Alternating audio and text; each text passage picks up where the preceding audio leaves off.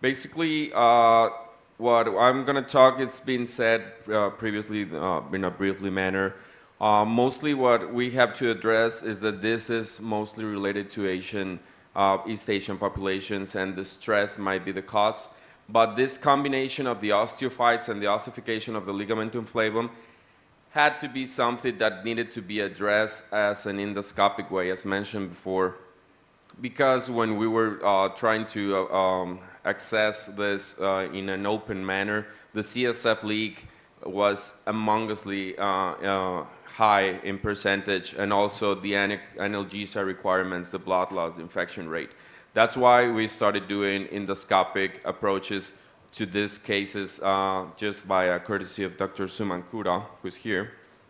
And the main points to address is that using the stenoscope, we should be careful on not retracting the cord, trying to the good exposure and dissection. And with this blunt dissector, we might avoid the complications which are mostly related to this manipulation of the cord. We can get a very good extent of decompression, as mentioned before, in terms of 30 millimeter increase in the area, cross-sectional area.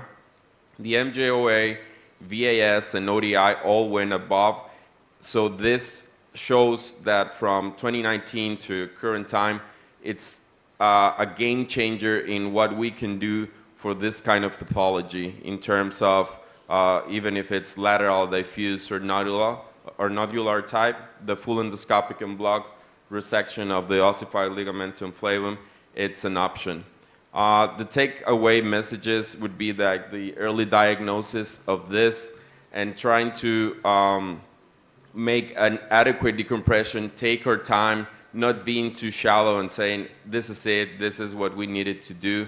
It's going to go directly through the prognosis for this thoracic ossified ligamentum flavum.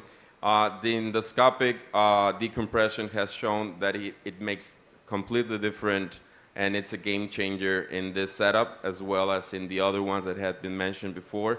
And there's statistically significant improvement in the VAS, ODI, and JOA. And this is concordant among different studies. So that would be it, basically. Thank you.